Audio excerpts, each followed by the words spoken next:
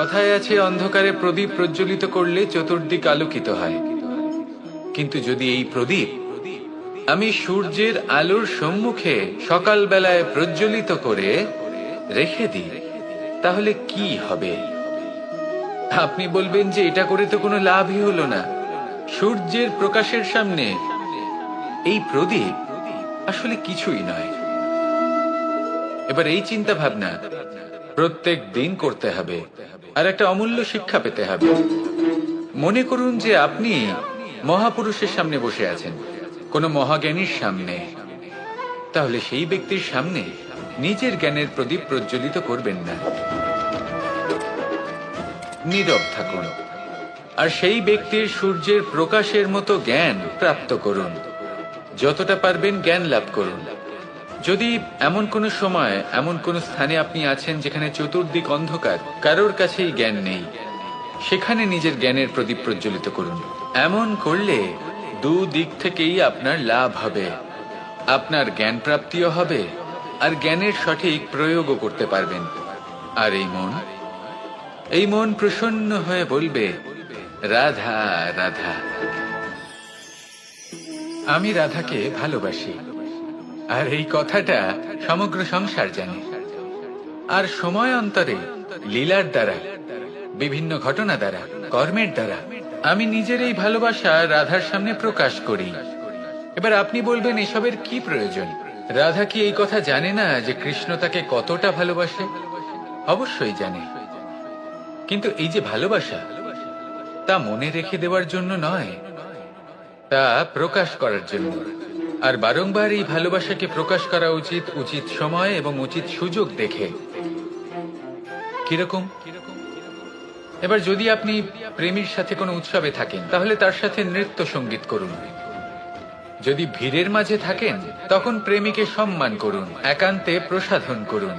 দুঃখের সময় তার হাত ধরে থাকুন, সুখের সময় আলিঙ্গন করে রাখুন। এই প্রেম যত প্রকাশ করবেন, ততই এই প্রেমের বৃদ্ধি হবে। এই প্রেম আরো বেশি গভীর হবে, অটুট হবে। তাই এই প্রেমকে মনে নয়, আপনার জীবনে স্থান দিন।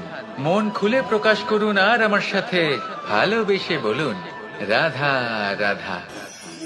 এবার ধরুন আমাকে দ্বারকা থেকে হস্তিনাপুর যেতে হবে, আর পথে আমি প্রত্যেকটা এমন স্থানে দাঁড়াচ্ছি যেখানে আমার মন আপ্লুত করার মতো কোনো দৃশ্য দেখতে পাচ্ছি, বা কোনো ব্যক্তিকে দেখতে পাচ্ছি, বা কোনো প্রসঙ্গ দেখতে পাচ্ছি, বা কোনো নাটক দেখতে পাচ্ছি। তাহলে কি আমি কখনো হস্তিনাপুরে উচিত সময়ে পৌঁছতে পারবো? কখনোই নয়। মানুষকেও ঠিক এই কথাটাই মাথায় রাখতে হবে। মানুষ মনের মধ্যে একটা লক্ষ্য স্থির করেন, সেই পথে অগ্রসর হয়ে পড়েন। এবার সেই পথে এগোতে এগোতে অনেক মানুষজন, অনেক ঘটনা, অনেক সমস্যা চলে আসে, যার ফলে তার মন বিচলিত হয়ে পড়ে। যদি মন বিচলিত হয়ে যায়, তাহলে লক্ষ্যের প্রতি কিভাবে একাগ্রচিত্ত হবেন? সেই জন্য অত্যন্ত আবশ্যক যে আপনি সময়ের সদ্ব্যবহার করুন সেই পথে চলার জন্য। সেই পথে সামনে এগোতে থাকুন, চোখ থাকবে শুধু লক্ষ্যের দিকে। যখনই আপনি বুঝবেন যে আপনি লক্ষ্যভ্রষ্ট হচ্ছেন, আবার সেই পথে নিজেকে টেনে আনুন। ঠিক এইভাবেই এগোতে থাকুন, সাফল্যের শিখরে গিয়ে পৌঁছন, আর সেখানে গিয়ে আনন্দের সাথে উচ্চ স্বরে বলুন, রাধা রাধা। কি অমূল্য, কি সুন্দর এই রত্ন! এবার ভেবে দেখুন, যদি আমি এই রত্নকে ব্যবহার করি আখরোট ভাঙার জন্য, তাহলে কি হবে? বা ভেবে দেখুন, এই রত্ন নিয়ে আমি যদি বন্ধুদের সাথে খেলা করতে শুরু করে দিই, তাহলে কি হবে? আপনি তো হাসবেন আমার ওপর। আপনি বলবেন, এত অমূল্য একটা রত্ন, এর দ্বারা কত দুঃখ দূর করা সম্ভব। এই মূল্যবান রত্নের আমি অপব্যবহার করছি। একদম ঠিক বলেছেন, আমি মেনে নিচ্ছি। মূল্যবান বস্তুর অপব্যবহার করা অনুচিত, কিন্তু আপনিও তো তাই করছেন, তাই না? ভেবে দেখুন, মানুষ এই সংসারের সর্বশ্রেষ্ঠ প্রাণী, আর মানুষের এই শরীর সব থেকে মূল্যবান রত্ন। এবার এর সাথে আপনি কি করছেন? অপব্যবহার করছেন না, নিজের স্বাস্থ্যের যত্ন নিচ্ছেন না, আপনি অনুচিত পথে চলছেন শুধুমাত্র ধন অর্জন করার জন্য, পাপ কাজ করছেন কি না করছেন, এটা অপব্যবহার নয়? ভেবে দেখুন আমরা এই মানব শরীরের সাথে কি করতে পারি। যদি এর আমরা সদ্ব্যবহার করি তাহলে অনন্ত পুণ্য অর্জন করতে পারি, যার দ্বারা শুধুই নিজেকে নয় বরং আমাদের আশেপাশের সকলকে সন্তোষ প্রদান করতে পারি। তাই সংকল্প নিন এটাই যে মানব শরীরের আমি সদ্ব্যবহার করব, পুণ্যের পথে চলব, সকলের মঙ্গলের জন্য, সকলের প্রসন্নতার জন্য। এই কর্ম করুন, এই পথে চলতে থাকুন। এই মন সন্তোষ বোধের সাথে বলবে, রাধা রাধা। এই সংসারে আমি একজন কুশল সারথি হিসেবে প্রসিদ্ধ, কিন্তু এমনটা ঠিক কেন? কারণ আমি প্রত্যেকটা মুহূর্তে রথের নিয়ন্ত্রণ নিজের হাতে পূর্ণরূপে রাখি। যেই না রথ পথভ্রষ্ট হয়ে পড়ে সেই মুহূর্তে তাকে সঠিক পথে নিয়ে আসি। শুধু সেই জন্য সবাই আমাকে কুশল সারথি বলেন। এবার আপনাকেও আপনার জীবনে কুশল সারথি হয়ে উঠতে হবে, অর্থাৎ আপনাকে রথ চালাতে হবে না, শুধু আবেগের উপর নিয়ন্ত্রণ রাখতে হবে। কখনো কখনো জীবনে এমন কাজ আসে যেখানে মন রসবোধ খুঁজে পায় না, তখন মন বারংবার সেই পথ থেকে সরে যায়, সেই পথ থেকে বিচলিত হয়ে মন অন্যদিকে চলে যায়। তখন আপনাকে আপনার মনের ওপর পূর্ণ নিয়ন্ত্রণ রাখতে হবে, তার রাশ নিজের হাতে পূর্ণরূপে ধরে রাখতে হবে। যেই না মন পথভ্রষ্ট হবে তাকে পথে নিয়ে আসতে হবে, আবার পথ হারাবে, আবার পথে নিয়ে আসতে হবে।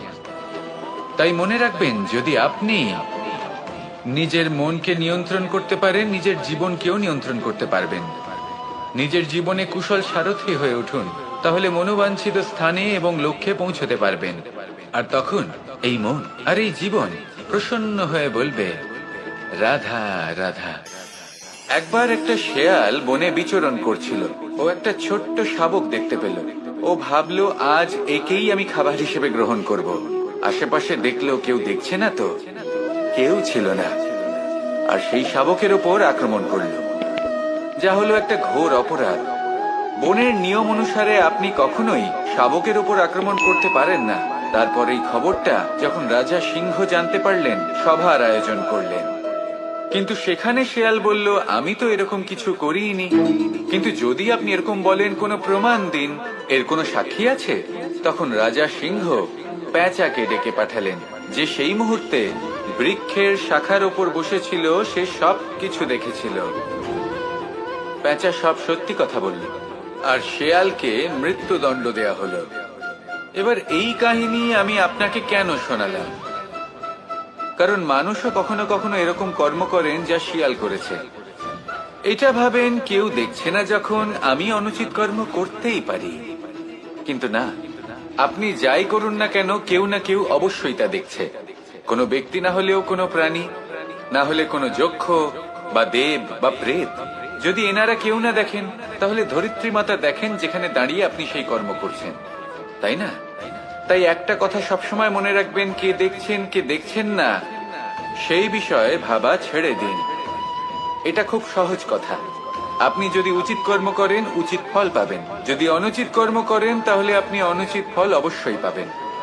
সেই জন্য উচিত পথে চলতে থাকুন, উচিত কর্ম করতে থাকুন, আর আমার সাথে ভালোবেসে বলুন, রাধা রাধা। আমাদের হাতটা দেখুন। এই হাতে 5টা আঙুল আছে, যা ভিন্ন ভিন্ন ধরনের, একরকম কেন নয়? কারণ হলো প্রত্যেকের নিজের নিজের গুরুত্ব আছে, নিজের নিজের মাহাত্ম্য আছে। এরা ভিন্ন, তাই একত্রিত হয়ে মুষ্টিবদ্ধ করা সম্ভব, যার দ্বারা আমরা আত্মরক্ষাও করতে পারি, আবার আক্রমণও করতে পারি। যদি 5টি আঙুল সমান হতো, তাহলে মুষ্টিবদ্ধ হতে পারত না, নিজেদের মধ্যে বিভ্রান্তির সৃষ্টি করত। এবার এরকমই কিছু আমাদের সংসারেও হয়। আমাদের দেশ, যেখানে একটি ভূমির ওপর ভিন্ন ভিন্ন ধর্মের মানুষ বাস করেন, ভিন্ন ভিন্ন জাতি, ভিন্ন ধর্ম, ভিন্ন ভাষা। কিন্তু যদি আমরা এটা ভাবি যে কিভাবে এই দেশকে কল্যাণের পথে নিয়ে যাওয়া যায়, কিভাবে এর বিকাশ করা সম্ভব, তাহলে আমাদের একত্রিত হওয়া শিখতে হবে। যেইভাবে 5টা আঙুল একত্রিত হয়, মুষ্টিবদ্ধ হয়, সেইভাবেই আপনার যে ভাষাই হোক, যে ধর্মই হোক, যে জাতি হোক না কেন, ঠিক আছে, আবশ্যক হলো আপনার নিজের কর্মভূমির সাথে, আপনার ধরিত্রীর সাথে যুক্ত থাকা, সাথে থাকা। তবেই দেশের উন্নয়ন সম্ভব, তবেই এই দেশ স্বতন্ত্র থাকবে, সফল হবে, আর এই মন প্রসন্ন হয়ে বলবে রাধা রাধা।